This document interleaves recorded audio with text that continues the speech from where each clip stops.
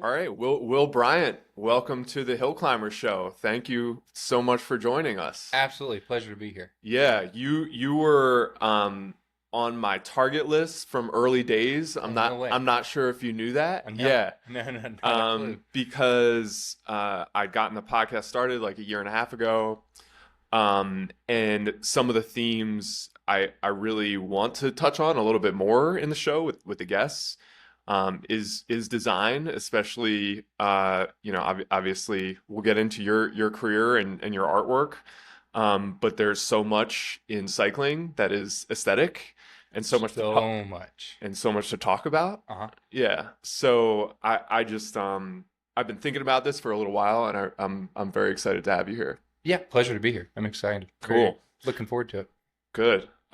So the easy first question, which is a good one for you, is what's the story with bikes? How'd you get into cycling as you're doing it now as a roadie?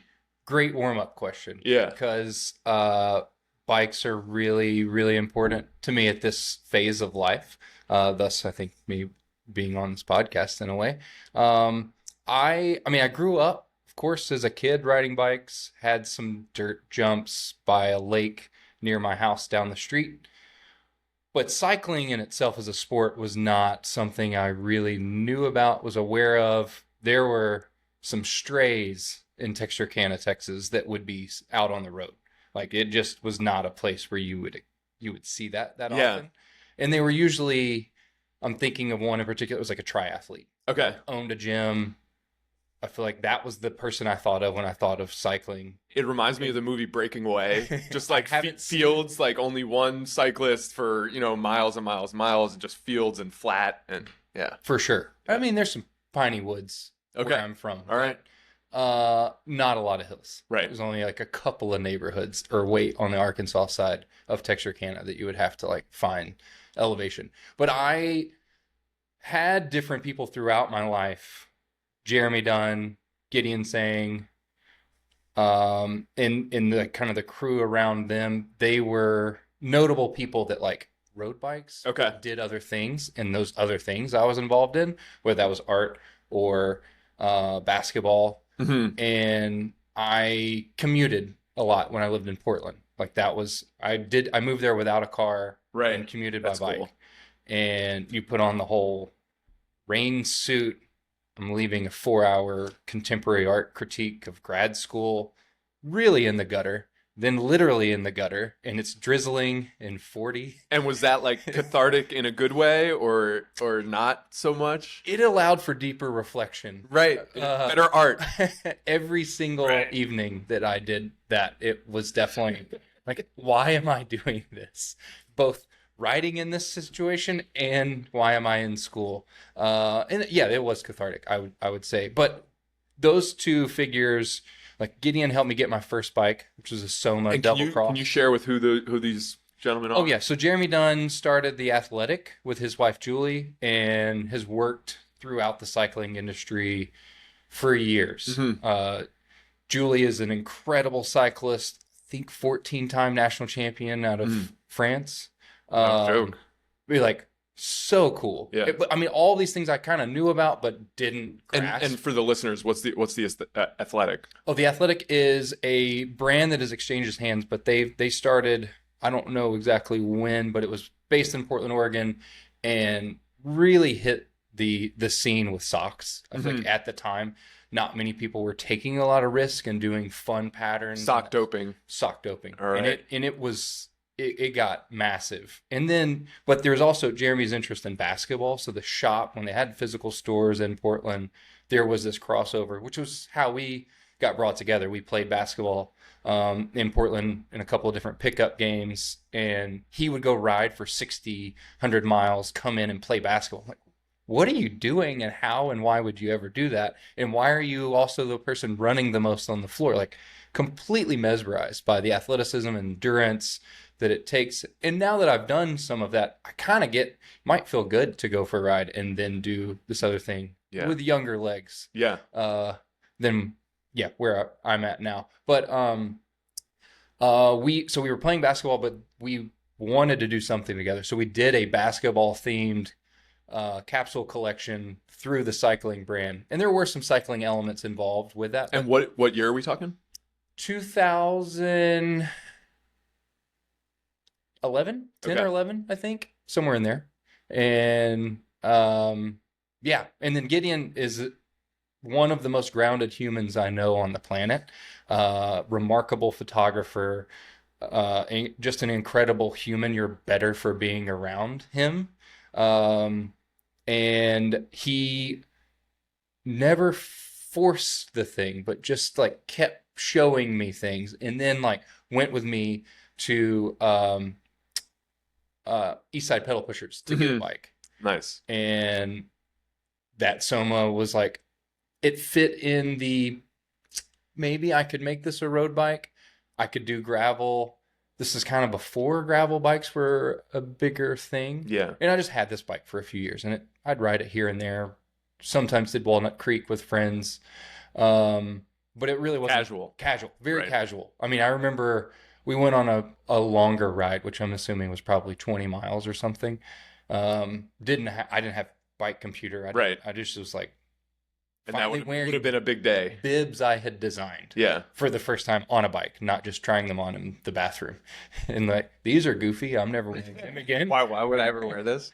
And I mean, those early days of like, maybe I'd like this. I don't know. And it didn't click until COVID. And I was on a trail run, discovered the Veloway. I was like, what is the Can you share with the listeners that aren't from Austin what the Velo is? So the Veloway is a 3-mile loop down in Southwest Austin. There's a decent amount of shade, a surprising amount of elevation in just 3 miles. That's like rolling with only one actual kicker. But it's like on the back end, it kind of adds up. You don't think about it, but you can only rollerblade or only cycle, and you can get to it by trails, which is how I entered. And it's one way, which I Important part of the story, right? did not know, Right. because I came in from it's currently closed because it's under construction, but I enter and I'm like, oh, sweet, smooth surface. I will come back the next day with my bike, do so, and start going the wrong way. And I mean, this is pandemic time, so people are already kind of like keeping their distance. Arm's length. Yes. Yeah. But I mean, I did get some looks, but no one said anything of the 3 people I saw going the wrong way. And out of instinct, I just was like, I think I'm going to turn around. But I never saw a sign until It's that cyclist intuition. Yeah. I guess. Right. So I did that short little 15-mile ride, went back into the garage, was like, that was kind of cool. And then friends, Zach Coons and Matt Rainwaters were both more into cycling than I was, but we kind of started riding together. And that's where it was like, this is sweet. I quickly had done like a 50-miler, almost passed out because I had never been on a saddle for that long and didn't nutrition, hydration, all the things that All sounds you have familiar. to figure out. And Some of the hungriest moments of your life, right? Yeah. yeah, I mean, it was definitely a difficult transition, but that instinct of, I mean, growing up being an athlete, didn't really care about art or design to any big degree. Like, no one knew I was going to do what I do now for a living. And we'll get into your your story with where you grew up and kind of childhood. Looking forward to discussing that too. But those first climbs, like I every time I go up Redbud, I think of the first time I rode up Redbud with Zach and Matt, and just the excruciating amount of pain. Yeah. People choose to do this. Yes. Why? And then you finally get to the top and you're like, I did that. And you get the view of the Capitol. And you get the view. Yeah. Yeah. I mean, there's always payoff. Yeah. And for, again, folks that aren't from Austin, Redbud, like most of the Austin hills, is just a steep. It's not the longest, but it will get you. I mean, probably I think 6-7%. Yeah, I mean, when you haven't done anything Right. on a bike, When you're a beginner, that hurts it hurts bad. really bad. My son is 5, and any sort of incline, he's like, no thanks. Right. No bueno. No, it'll be worth it. It's like, it wasn't. So I really love this story for a few reasons. One I already mentioned. I mean, on the show, I want to talk about all the various influences on life that we dedicated cyclists have outside of cycling. Mm-hmm. And me personally, I came to the sport when I was, basically 30 years old. So I had so much of my life that I lived before I ever arrived at cycling. And then, obviously the sport has influenced had a huge outsized influence on my life. But we have this in common because sure, you had a bike, but you didn't really fall head over heels until COVID hit, when a lot of people were introduced to it, in a way, in the kind of lifestyle fashion that we live. So I love having conversations with people unlike me that have been riding or racing since they were teenagers. And I also equally love the conversations of someone like yourself who's come to it after living a very full life without it. Yeah, I don't want to say it feels wasted. I've entertained that thought of I would probably have raced had I found this, and maybe that's probably for the best that I didn't. Yeah. Being competitive and driven, and it would take up a lot more time than it already does. It's the only way you can be good at racing your bike is spending a lot of hours training. For sure. Yeah. For sure. And I just had other things I was interested in, and culturally I feel like I came in at a good time. And I had done kits for Gideon and his crew and some racers in Austin of that was my entry point. It was getting to first design things that were worn on a human body going fast and through different urban and outdoor environments. It's so cool to see pattern at that scale on the form of a human and being used. It's a functional form. Isn't that poetic that you designed kits before you really got into it? Oh, I think, yeah. I mean, it finally hit where I was I can wear the thing that I've already worked on, which was exciting, and honestly felt more comfortable than wearing a graphic tee or something, because my work tends to be very loud and vibrant. So oftentimes I wouldn't wear the things I had worked on. Interesting. And then cycling kind of clicked where it's this is the time to wear it. Right. Very cool. Well, let's take a step back. Sure. And you are a true Texan. Can you tell us just a little bit about where you grew up and your childhood, and maybe some your early childhood influences? Yeah, absolutely. So all my immediate family is from Mississippi, and I would spend summers there at grandparents and going back. But for the most part, all of my childhood upbringing has been in East Texas. Mm-hmm. And in Texarkana, there's not a large music or art or design scene. Might be surprised, probably not. Yeah. But it was a very comfortable, safe, community-driven area that I had a great childhood. I'm not knocking it. I just knew that based on what interest I was developing, basically indie music, album art, sports was not going to take me far. I knew that it's the thing I love the most, but I was developing these other interests, not so much drawing yet, but a little bit. But and was it typical MTV and skate magazine? How were you getting your influence? For sure. I mean, what was on TV for sure, and then Spin magazine. I remember seeing the Strokes on the cover, right, in thrift store suits and Chucks. I was I'm that. I don't own any of that yet, but that is who I want to be. That seems cool. And I had older friends that were in bands and were exposing me to different things that I just didn't know about. So music was the first thing that really captured me, even though I had no musical capability. It was just I'm loving finding new bands and the visual culture that was associated with those things. And then a deeper rooted childhood element, obsessed with anything wacky. So PeeWee's Playhouse was massive for me as a kid. And then I definitely reflected more on that in grad school, dove into why and who was making the things. And it was a very bizarre cast of artists that wouldn't end up on a kids show. Like it wasn't supposed to be a children's show. Yeah. Turned into that from like an LA stage production thing that was like I think in an adult theater, like was geared for adults, not a kids thing, and then became like a variety show geared towards children, like kind of infiltrating suburban America and being. I mean, there's some innuendos hidden in there. That, oh, I'm sure. like, I can't even imagine. Yeah. It's there, but like playful and at arm's distance, not like right in your face. Right. But then the colors and the patterns and all of the art history like clashing and meshing. And so it sounds like you were a fan of it as a kid, let's say, 5-year-old, 6-year-old, whatever. Did your interest in it stay consistent? But when the time you were kind of a teenager, or was it something you then reverted to when you started exploring art and aesthetic? Definitely the latter. Okay. And I think a lot of the things I was interested in as a kid, Chicago Bulls, Michael Jordan, 90s culture in general, was obsessed with. And then you just go through high school, I'm just playing sports and just hanging out, being a good dude. That's all I wanted to do. And then college, I'm deciding I'm going to study graphic design. And then you start like looking back at things and putting some intentionality on why do I respond to these really charged color palettes.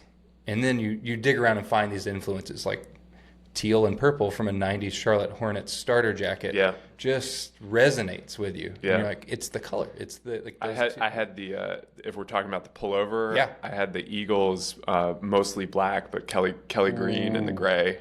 Yeah. Man, that was a good time. Yeah. It was a good time. It was a good time for starter. Yeah. Them and Apex. They had their moments. But starter was I think the top. Yeah. Yeah. But so neat. Yeah.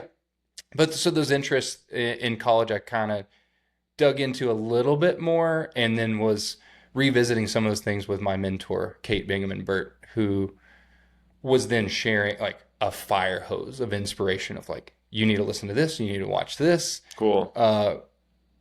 Oh yeah, so you liked Pee-wee's Playhouse. Did you know that, Wayne White was on there or Mark Mothersbaugh was doing music and like more purpose and intentionality behind the things of like, I just like these because I like them. It's like, why? And then fast forward a few years, grad school, then I had to write papers on that. So it's like, you're digging even deeper. Right. So, but it wasn't like it carried this through line, maybe personality wise, like undiagnosed ADD, just aligns well with a variety program. Yeah. All over the place all the time. Yeah. There's some moments that are restful, but like it's not about high that. energy. Yeah. Very cool. And you've also already alluded to Texarkana, being a kid that was really drawn to influences outside of Texarkana, outside of Texas. Do you and you've also mentioned in our conversation prior, I think being the youngest in the family, right? Is there anything you can attribute to kind of what planted the seed for thinking differently and starting your path to becoming an artist? I think I innately wanted to do things, not as like a contrarian, but I wanted to do things different. Like I can remember from early days. Yeah. Yeah. I was like, I want to do something different than what else other people are doing. And then you find like the subset of people that are doing that. So I'm not different than everyone. It's more like I just didn't have the internet in the way that it exists now growing up. We had dial-up, but me being raised in like the Bible Belt in a super conservative Southern Baptist church, I was using the internet to go in like satanic chat rooms and Bible verses. Like that's what the internet was. It wasn't like exposing me to things that were actually interesting and compelling and challenging taste. And like that was friend group and like that were into bands and showing me, I got obsessed with Radiohead and the relationship with Stanley Donwood and Tom York. Tom York's the lead singer. Stanley Donwood's the artist that has done, I think, every piece of album art and maybe merch as well for them. But like their relationship that's what stood out to me. Is like, I can't play music, but what if I was doing that for a band? And I got to do that a little bit early on. Like some of my first client projects were I was band going to projects. ask you about that because, like you said, music was a big influence, and then you actually ended up doing some artwork for bands. How did that come about? Pre-Instagram, Tumblr, you had Tumblr. MySpace. Yeah. Like before all of that, it was MySpace, and I would send messages to bands. Even being the dork at the merch table after a show. And Like are we talking high school? Or are we talking this was college? college for Okay, sure. great. High school, it was just like the one band that was in Texarkana, Pilot Drift. Okay. They got signed to the Polyphonic Sprees label, Good Records. Okay. So I was making trips to Dallas and going like buddying up with everybody that worked at Good Records. Like, what should I get? This is how much money I have. What is the thing that I'm not gonna stop listening to? And I mean, it was such a Such and like a golden experience that sure you can go dig in the crates at a record store, but there is now a database on Spotify where the adventure is sort of gone, right? You'll never have an experience again where you just go digging in the crates and can find something that you can't find online. Oh yeah, It's there's just so many yeah, albums that I've bought that I just bought for the album art, never listened to. right. Only had a relationship with the cover. Yeah. Sadly, the music didn't Which is register. why vinyl sales are doing so well right now. It's because young folks is not, and the vinyl quality isn't even that good. It's really about the artwork and identifying with the And the aesthetic. object. God, Yeah. like holding that. Yeah, And I'm not knocking Spotify because I have discovered plenty of stuff that I'm obsessed with, and there are interesting components to that. But the like relationship and connecting with a human over music, yeah. whether that In a record store. was through the internet and Yeah. that's messaging, and that's how I kept up with buddies that went to different colleges. Like we started a music blog basically so we could keep doing the things we were doing Yeah. growing up. But the like that going in to the record store, the way it smelled, and there's always something new on all the shelves, and because I mean I can't go all the time because it's 3 hours away from where I grew up. Got to make it count. Oh, so yeah, just very sacred. Yeah, so cool. Um, well, great. This is such a good start to kind of paint the picture of your background. So, um, you started you started school, um, and I guess yeah, a very important part of your story is your family unit, Hmm. um, and your wife. Can you just kind of share the background Sure. about your I guess your marriage, and we'll get into why this is relevant in a second. Yeah. Oh yeah. So Sally is my wife, and middle school girlfriend. We met, I think 11 and 12, 12 and 13, somewhere around there. And not, I mean, she won't claim that she is like an artist or has an eye for anything, which is completely false because I've seen it evolve over all these years, which is what we're going to get into. But we met as awkward teenagers. I think even had braces at the same time for a moment, so Of super course. awkward for that part. It's a really sweet kind of mushy Disney story, but we dated all through high school. There's some breakups. She would go to a specific camp called Kanakuk, come back and break up with me. Heart, yeah, it was Savage. heartbreaking. Yeah. It was brutal. But it ended up working out, and I think both of our parents were kind of alarmed by how connected we were Hmm. At a young age. at a young age. Right. Like that freaks me out as a parent now. I'm like, absolutely not. Like, no, you need to go date other people, figure this thing out. But Yeah. we just emotionally connected so well and went well together. And then over the years have just grown in the same trajectory, which I don't think is as common. I think the relationships that do last from the like childhood romance, like you have to either both stay stagnant or both grow in the same direction. Yeah. Not always at the same speed, but as long as you're both moving forward in the same direction. And we went to different colleges, which I think contributed a lot to us like honing in on who we were more as individuals. But we were only an hour and a half apart. So we were able to like, you start arguing on the phone, one of us just drives to Yeah. Tuscaloosa or to Starkville, and Building the relationship skills of Yeah. hashing it out.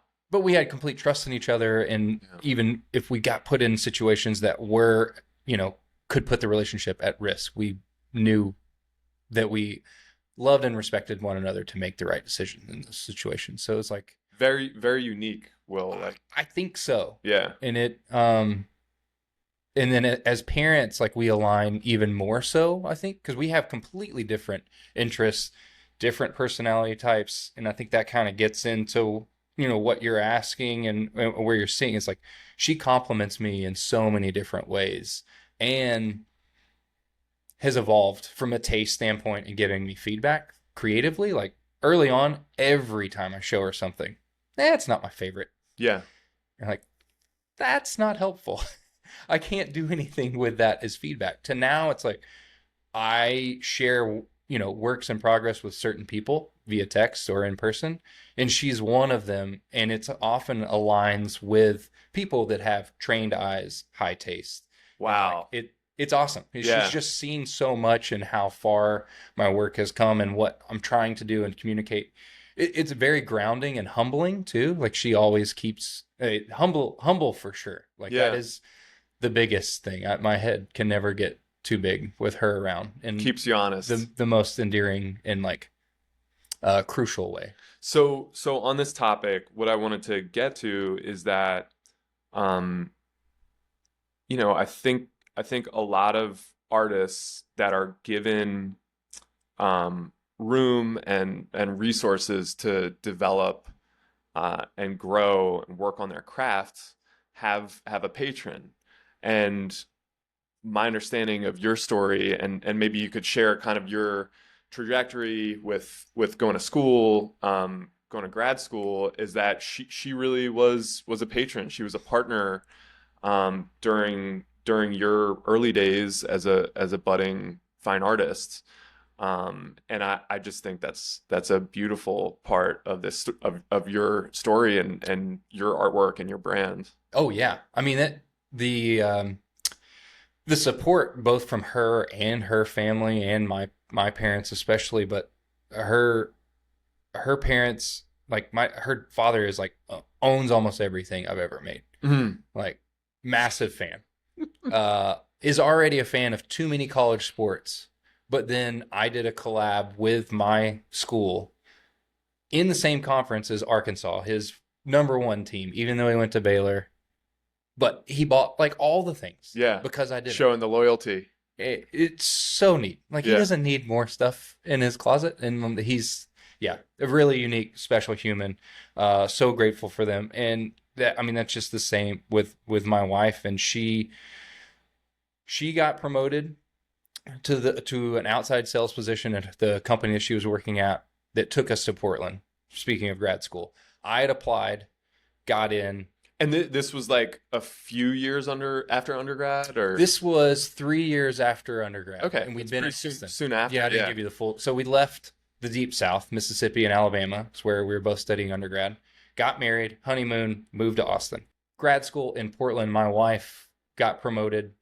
I freelanced some through that, but it was really like she was breadwinner, allowed me to go focus for 2 years on a contemporary art degree that I didn't know what I was getting myself into. Like having more of it.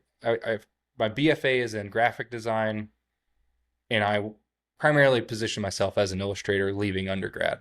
But then I really wanted to challenge myself, both from an aesthetic standpoint, maybe skill, medium. And in our conversation before, I saw it almost as an evolution where you were a teenager, maybe a freshman and sophomore in college, and you saw your friends that were doing things like merch design and graphic design. Mm-hmm. And you were like, that's something I can do. That's something I want to do. And then it strikes me like the fine art world is probably a little more ambitious, right? Yeah. And so you start there, and we made the Andy Warhol connection, Yes. Yeah. doing something sort of more practical, Accessible. more formal, more accessible, Mhm. and then the ideas expand. Yeah. And it really, like that experience, it's the people that you're around. I mean, Right. the common thread through anyone's career, I think, is relationships and being connected to people and the planet, is like a broad stroke. But like who you're there with, because no one knows, like, regardless of age or where you're at in your life, you don't, like, you're there to really pry open why and how why do you do this, and how are you going to do what you're to do moving forward.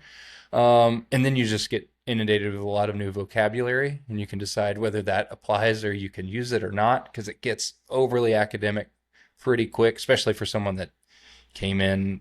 I'm just like a normal white kid from small town suburb. I'm excited to be here. So we talked a little bit about this too. I took a lot of I had a not a fine arts minor. I had an art history minor, and the texts in those classes were some of the most dense, overly academic, very hard to understand and digest. Like you'd spend 15 minutes reading a paragraph, like almost literally. And I do that with normal paragraphs. Right. So then you throw in any kind of theory or what, Right. and it's super dense. And you're Yeah. like, I can't Google every word. I'm not going to finish this by tomorrow. I'm just gonna. Not enough time in a No, day. Yeah. yeah. It is, and it is. I don't. Sometimes it's intentional, and sometimes it's just like that. People align with that, and like that's how they see the world and communicate. And there's Fair. nothing wrong with that. Fair. I just was like, I don't think I belong here. But what can I take from this experience to both enrich myself? Because I wouldn't be who I am as a human without that grad school experience. Like I was challenged because of the cohorts I was in school with and the faculty to think and shift perspective and grow. Because I mean, I was just like a naive, sweet kid from the South. And then you go into a very liberal, inclusive, welcoming, progressive, like moving fast and like consuming knowledge. And there's the realities of life where you gotta, if you want to choose this as your profession, it's a difficult one, and you gotta compete, right? Yeah, You for see sure. what the playing field is. 100%. Yeah. And it was for it to be only 2 years is kind of remarkable. Like the weight and the gravity Outsized. of that. Yeah. Both looking back at that and then pulling thoughts. And not that I'm rereading any of the papers or that from grad school. I saved some, but I One day. 100% Will. transparent. Yeah. Well, yeah. Next decade is when I start revisiting and reading more. But there are like certain individuals all along this whole journey that have really shown me, it brought me into the inner circle of what was happening there. And like that has meant so much to me. And that the ability to, what can I take away from this experience? And my work changed. I won't say it got that much more critical, but I became a lot more self-aware and knew what I was doing versus just naively making things with happy colors, which I still do to this day, but I'm more comfortable with it. And why? That, there are plenty of people out there that are activists and very intellectual and can convey things in a way that needs to be conveyed to change culture, to shift perspective, to help others. Like, and I admire that so much. I just know that doesn't work well on me. It's forced when I've tried to do it, but that doesn't mean I'm not helping behind the scenes in different ways. Well, bringing joy and lightness and vibrant colors and fun to, and we'll talk about this more, but you've really gotten up, in murals and consumer packaged goods, and we'll talk about Breakfast Club. You bring a feeling with your artwork that's a positive feeling, and I think that's a really high calling. So I didn't mean to belittle it. I appreciate you calling that out. And it's like that is the purpose. That's the why. and you can make a difference in something like that. And I didn't realize that before, and Right. I do, and I greatly appreciate it, respect it, and hold it in a high regard of like, this is like what I'm doing. And it's the people that I get to meet from a week to week standpoint, project to project, because it's always like changing. I'm in and out with that. So those exchanges, ending up on a text thread with someone that I was just emailing with, and they are moving into a different company. Yeah, both from a networking standpoint, you can go down that route, but it's more of like, no, we connected as humans, and I greatly respect how you do your job and how you communicate in the way that you made me feel. I want to return that. Yeah. And I really appreciate you saying that. My livelihood is business development. Connecting with people is my livelihood, and it's so meaningful. It's not just business. Like Yeah, it like when the phrase, hey, it's just business. Like I just don't agree with that. It's we're all humans. We all I think most of us have a craving to connect with people and spend time with people that make you feel good. And so I really appreciate you saying that. I think this is a good time to really drill down on your artwork. Just let's set the stage. You're in grad school. You're wrapping up grad school. Um, what path forward did you see for your artwork, for the direction you were taking it aesthetically? Because we've seen your art, but where did the signature kind of squiggles come from? The color palette, the shapes and textures, and then yeah, I mean you're a multimedia artist, so I'm just curious about all those things. How did it's not one spot. yeah. I mean, I think the squiggles and shapes definitely connected to, I mean, there's like Southwestern style work that would be close to, and then Memphis group as well, which was pulling off some of that as in addition. And then, I mean, Rocco's Modern Life, or like goofy pop culture type things too, from transit bus patterns to porta potty branding, like a sense of humor that you find in some of like the puns in that obscure thing. I'm like, this is funny to me. I love this. And why Bowling alley carpets. and why shouldn't art be injected in that? Yeah, like why wouldn't? Yeah, someone thought about this. You can just put a generic, utilitarian name on it, but why not Willie Make It with a guy running? Right. Is a great name for a porta potty. That's beautiful. Honey bucket. So gross. I don't know why that's funny, but it is. It's great. Anyway, Is there something that you can point to that is your artistic drive? Like where does that creativity come from that drives you to make art and put your stamp on the city, on brands, on a canvas? that's a good question. I feel like it's shifted. Earlier in my career, it was like, I have to do this. Like I'm unsettled and unhappy unless I'm making things. One of the first phrases I like hand drew and made a splash like on the internet, early days of the internet, was, I make stuff because I get sad if I don't. And it was like very related. Ended up like craft moms were loving it, to people, young designers. Wow. Like it was like wholesome, very, anyone could relate. Universal. Yeah. Right. Yeah. And I sometimes feel more sad from making stuff now. Okay. Because I'm more critical and I'm just different phase of life. Yeah. Like as a self-deprecating type joke, I think is where that lands now. I went really deep with this question and not surface, but early that drive was just like, I've got to be as prolific as possible, and started in undergrad. So much of that, the work that I graduated with, I made outside of class. It wasn't class projects. Right. I was just churn and burn, making piles and piles of work, as much as I could do. And then you mentioned kind of like a ADD personality. Do you think it's a product of that? For sure. Yeah. And now I think I use other tools and have different ways to escape. Cycling being the main one at this point, that I've got to do that in order to then focus or run if I have less time. Yeah. And at that point, I played basketball when I played basketball. Yeah. But That's fascinating because yeah. I think a lot of us identify with having that frenetic energy that dissipates after a workout. Oh, So I don't have it unless yeah. there now deadlines. You then have to get creative and find it. That's a pressure that I like. That's the fourth quarter. Yeah. Who cares what the variables are? You got to figure this out. Right. And sadly, I think a lot of creatives need that. Yeah. Where I'll get to it when I get to it, and I feel like it.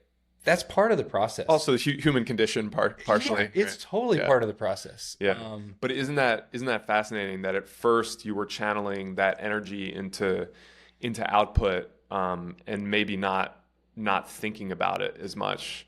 And then as you matured, you said, you know what, in order for me to be in the best mind state, emotional, physical state to create my artwork, I want to have a clearer, more calm mind.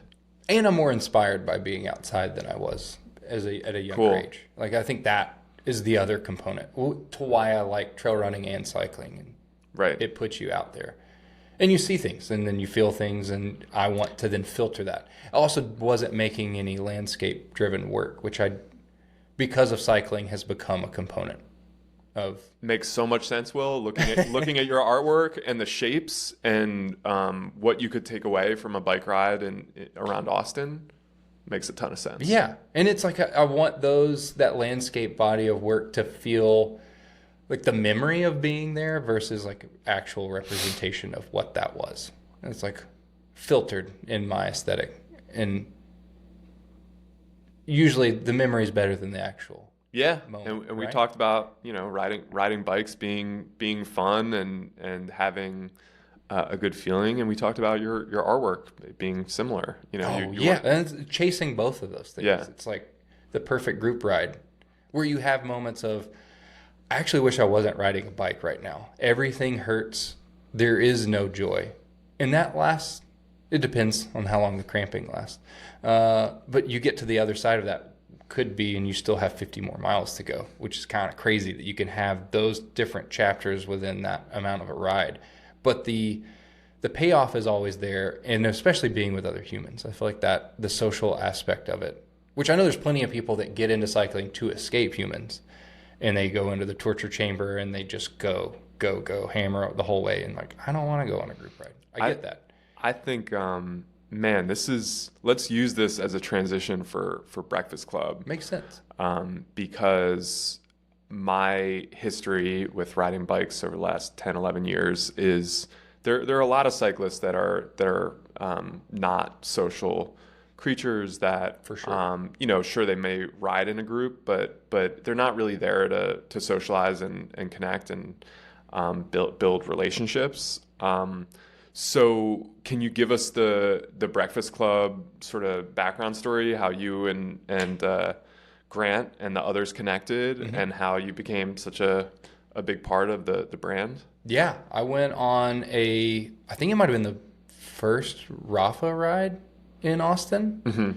And I think that's when it was, and met Grant. Which might have been like early 2021. Yes. Okay. Yes. And Grant, I'd been following Breakfast Club. Like my buddy Zach that I mentioned before that I ride together with a lot. He and I just love the joyful suffering of cycling. Like it sums it up. It is.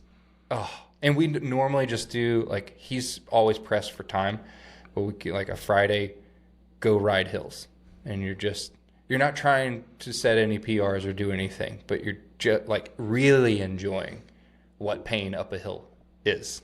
And it's a special bonding. Anyway, so Zach and I were going back and forth, like, this Breakfast Club thing seems really cool. We rode some of the routes and we're like, who rides this for fun? No, this wasn't even hills. This was a east route. I'm like, this seems so unsafe. And it also happened to be, we had gone when it was especially McKinney. Was it McKinney Parkway? Falls. McKinney Falls. Yeah, that stretch was like, trash was everywhere. It was like a trailer had crashed or something. So There's nails and the explanation on riding east outside of Austin is that the roads are really poor and there are massive, basically ravines in the middle of the right lane. So it can be pretty yeah. hectic if you're in a group and you don't know that Yes. those ravines are there. And part of that is resources on the east. Part of that is also soil, right? Isn't there? I don't know. I That's don't what know I've why been that told. is. That's a great question. I'm repeating things Yeah. I've heard. Don't look to me for answers, but If you're riding east of Austin, just be careful. a lot of big cracks. You're just saying cracks the whole time. But anyway, so that group ride, Grant had actually taken a photo of me on the ride that we discovered after, but came up to me after the ride at the Meteor and introduced himself. And I was like, I'm a huge fan of what y'all are doing. I don't know if there's any, can I be involved? Is you need help with anything? And then it turned into us riding probably a dozen times before I even made it to Breakfast Club because of scheduling and me speaking of my amazing wife. We don't see eye to eye on this hobby of cycling. I don't even say it's hobby because like I'm doing this thing. A passion. It's Yeah, passion. it's a passion It's a that passion. that happens to be a large time commitment as well. And financially it's up there Yeah, that as one well. too. And that's why I'm, working all the angles I can in a very respectable way. You're like an insider now. Yeah. I've tried very hard. Yeah. Because the hunger to do it, but then knowing that all of my projects need to feed my family and not a passion for riding bikes. There are a few boxes to check. Yeah. But immediately we connected. I think his personality and my personality just meshed really well. So we did a bunch of rides, just he and I, maybe a smaller group. And Grant has a great eye. Yes. Obviously. Oh, yeah. And I mean, he has no training in graphic design, but like incredible eye and taste and just paying attention to so many things. And we shared that, but then also like he's a much more advanced writer than I was at the time and still, but like would drag me along and help me out. And that turned into riding that route on, now I'm blanking. I guess it is McKinney Falls State. I don't go east that frequently, so I'm I at a can loss. see it. I'm so bad with road names, but I see where it was, and we're like, hey, we should make a kit. So their second kit was a collaboration with me, and I think we had shot samples of the custom kit, and that was the first time I actually made it to one of the proper rides, which I was freaked out of riding. I've never ridden with that many people before, and that at that time it wasn't what it is now, but it was still Yeah, a lot of people. 30 people. Is Yeah. a lot. Yeah. But if you've been into cycling, that's not a big deal. But anyway, No, for everyone, their first few group rides is really intimidating. Yeah, that's a common, Yeah. experience. But it just progressed relationship wise. Like we connected on so many different ways, worked really well together. Like he would push me in directions that I weren't always aligned with my what my gut would be, and like challenge me in a good way, I guess is what I'm saying. Where it would be, yeah, maybe it's not always wacky colors. What if we did go more sophisticated? And I was like, well, what if it did have purple? It looks really good with this gold. And he's like, I don't know if I'm ready for that. And I was like, I respect that. And that fast forward, we've been working together now for 3-4 years. I don't even know how long. And Yeah. it's the same. It's exciting every time. And there's certain people that I've collaborated with, or from like a client standpoint or co-designer, if you will. There's certain people where I will absolutely explore all ends. Mm-hmm. And there are other people who are like, that's going to be another few $1,000s if you want to see another round. But he is always mindful of asking. Yeah. And like respects my time. I respect his time. And you get to a point where it's just like, this is this is it. Yeah. There's just other times where you arrive at a solution and it punches you in the best way. And you're like, we got here super quick. This is awesome. And there's other ones that's like an arm wrestling thing, and you just kind of hang on as long as you can, and then eventually you get there and somebody wins. Right. Well, thanks for sharing that, all the Yeah. context, and the fruit of the partnership has been, I think a couple kits at this point. Mm. I think you did you do the banana? Yeah, that's The me. banana is a Breakfast Club kind of logo is very prominent. There's a new Breakfast Club logo that man, I don't know if I can describe it. It's got kind of like a Flintstones vibe. Oh, Is that you or no?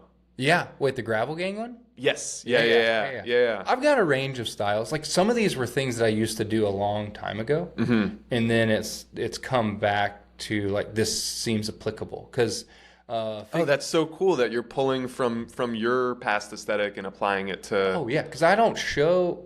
I've had so many different websites, so many different portfolio Yeah. edits, and you evolve and you try things on, you try things, and whether it's applicable at the time, you don't know. But you've got this canvas with Breakfast Club and obviously other brands. Sure. Yeah.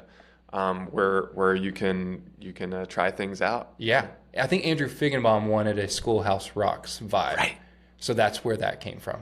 Right. Mm-hmm. So cool. And yeah, other merch, hats, t-shirts, partnerships with other brands like I have the Bear Performance Nutrition t-shirt. Yeah. Oh yeah. And just like you guys have put out like a lot of product. A lot. And I think this past year, because the graciousness of sponsors, like we have a lot more partners than we have. We don't have to churn and burn merch as much. Right. And that's why that shifted is like, that's how anybody can make any money to fund the next thing. Yeah. And now we actually have support. So the pressure isn't on to like lean into the community like, hey, you need to buy another shirt and hat this month. Well, also just another one that I failed to mention was the new Breakfast Club kit sponsor Pas Normal, which you've also had hands on for their collaborations, and they're they obviously skew a little bit higher end with higher priced products. So it's been all over the map with the stuff that you guys have put out. And we always try to do the accessible thing too. Yeah, it's like a fun band tour tee to start out that. Considerable price point, but it's a t-shirt. Yeah. And that is like an elevated brand, and it's so amazing to get to work with that team because I respect so many of the people there and what they're doing. But then back to the community aspect. Yes. I mean, that's the biggest thing from this. Like, I don't need another outlet to make work that I don't really get paid for. Yeah. Like I do plenty of that, which is fun. It's awesome. I'm not complaining about that. But the reason that I do it is the people and the connections like Grant and Preston, their relationship with my family, how they like have connected with my wife and my daughter and especially my son. It like I can't put it to words of like seeing them interact and how genuine they care. And I can't tell you the amount of people throughout cycling. Alec Cohen is one of my best buds that I met. If I wasn't doing Breakfast Club, I don't think that connection would be there. And he's like one of my homies. Moved back to Canada, but like speaking of taste and energy, and regardless of like anyone's opinions of him and what is happening in cycling within the sport, dude has an incredible heart. Like adores his family. Has poured energy into my family. Came back from LA and bought both kids shoes. Awesome. Like a pair of Jordans and a pair of Air Maxes. Yeah. It's like, he's like, I just wanted to do this. Like, can I Venmo? And he's like, no. It's like, this is for me. Yeah. Super sick. And like, I can't narrow down the amount of, relationships I have through cycling. And it's the people make this sport so fascinating. And now like to the point where I'm paying attention and trying to keep up with races on whatever website. I'm like, someone needs to make an app. I don't know how, if it's profitable or not, but like it would be neat to know when. So this is a total tangent, and just indulge me for 2 seconds. But my sister-in-law is into sports, and we just got her into cycling recently, partially because of the Netflix specials that have just dropped. Those are Unchained, yeah. so good. So we are talking to Kelsey about, the tour upcoming, and we go on the Tour de France app, and sure, it's got the list of all the teams, but as you go, as you try to click into each team, it doesn't have their rider roster. You click and there's nothing that pulls up, and we're 3 days out from the tour. So we get on Google, and I start Googling, Team Vismalis Tour de France roster, and it's like not the easiest thing to find for some of these teams that are I thought kind and of. this is the Super Bowl. This is the Super Bowl. So for those developers out there, and we all know some engineers in town, make an app, man. It'd be tight. But it would be very basic. I mean, I get you don't have the coverage on some obscure gravel races or a crit that's. We're talking about the Super Bowl. Thank you for indulging me on that tangent. I want to bring it back to, talked about Breakfast Club, that partnership. Can you also just talk about on the business side and the business of Will Bryant Studios, how you're working with brands, and I guess kind of what portion of your work and portfolio that makes up, and what portion of your income it makes up, that kind of thing? Portfolio wise, it probably makes up more than I would like it to. Business wise, I gotta feed the fam, so it makes up a lot. And I feel like I'm kind of at a unique point in my career where so many of the projects straddle this line to where it is fulfilling for me creatively, but I'm also aligning with a brand. I just play well with others is like the baseline. Yeah. Like that, it works out. I think the aesthetic that I have developed and the color palette, like it's approachable and can mean different things, especially the forms can take on new meaning per project, per client. It's a malleable. And just to rattle off a few past clients of Will's, Figma, Austin FC, the San Antonio Spurs, Lululemon, Nike, Adidas, Airbnb, Facebook. So you've got quite the client list. Somehow. Yeah. Somehow. And what do you attribute that to? I mean, so it must have started somewhere, right? Not being an asshole, number one. Like that's the thing I've tried my whole life not to be, unless I'm playing the youngest sibling situation, and you're That's fair. intentionally Yeah. trying to poke and prod. But as far as like working, if we've agreed to terms, like I'm gonna go out of my way. And do you think that's a bit out of the ordinary for artists working with brands? I feel like stereotypically artists probably aren't as organized or punctual as. And is there attitude often involved? There can be. Ego is fragile. Yeah. Ego in any industry within human nature is a fragile thing to navigate. I think I had a harder time prior to grad school with ego in the work, with commercial work. Grad Post-grad school took you down a notch. yeah, many notches. But it was more, you've agreed to do this for a brand. Get over yourself. Like if you're not morally sacrificing, if you don't like the color purple, just do it. Yeah. You can make justifications for your decisions, and if ultimately they go with the option that you don't like, it just isn't held as sacred to me because like I'm doing this for you. These are the 5 options I came up with. 3 is my favorite. 3 I think is the best one. But if they choose 4 or 2 or whatever the other one is, and you're like, fine. Yeah. I will make it as best as I can and like push this as far as I can go and meet all the objectives and everyone's happy. I got to think about what's next. Yeah. Like it's the next thing. This isn't. It is a business. To some degree. But it's like I'm not attitude wise. That doesn't shift at all. I'm in a service industry to some regard. Yeah. And there are times where people, if you're experiencing toxicity from the people within a company, that changes. That's harder. Yeah. But if it's people you respect and it's pleasant, we're good. You're good. I think that makes a lot of sense. I mean, if you if you have a reputation of being a good artist to work with, who's organized and efficient, and not a jerk. Yeah. Uh, And there's a skill set there too. It's like I can paint the thing or we can make this as big as you want on anything yeah, from a digital standpoint. Like I have those, you know, varying skills. versatile. It's versatile for Yeah. sure.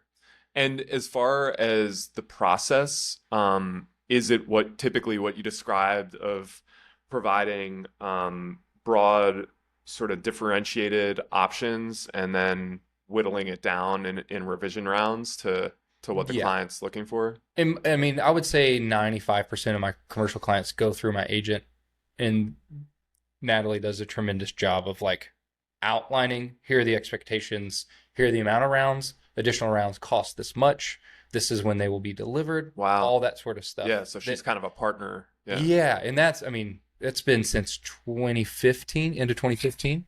Is Almost when 10 it started. years. Yeah. Oh, yeah, that's right. It's Yeah. almost, yeah. Yeah, and that's, I mean, it's just so helpful to have someone who's an advocate for me as a human and as an artist and cares a lot about licensing and the usage and the rights as an artist around any work. And steered me out of certain projects where it doesn't meet Benefit her you. criteria, and you know, like so and so's doing it, I think I should do it. And you're like, you know what their rights cost? Yeah. And give that up. And it doesn't mean that the client would then actually make a billboard out of this matchbook design, but they could. Yeah. Based on the language around the contract. And that's stuff that I didn't really know and have learned through these years of working with her. But yeah, those, back to the like what I'm presenting to a client, I like to put together a tight presentation deck overviewing all the options. If inspired and aligned, I will try, hey, here's the thing I'm pushing. I don't necessarily always say that, but I'm like, here's an option that I don't think you're expecting, and I got excited about. I explored this. And that would only be like in the proposal round. And then you'd have 2 rounds of revision after that. So normally it's narrowed down, and then I hone in on 2 or 3 different directions. And then they make a selection. Then it's minor edits, and then project shipped. Cool. So it's usually fairly quick. Could be a few weeks or a month. Got it. There's certain ones that are longer if you have more people on a committee and there's more the scale of this and it's through a city and all that sort of stuff. Like Right. you got more players at the table and people to.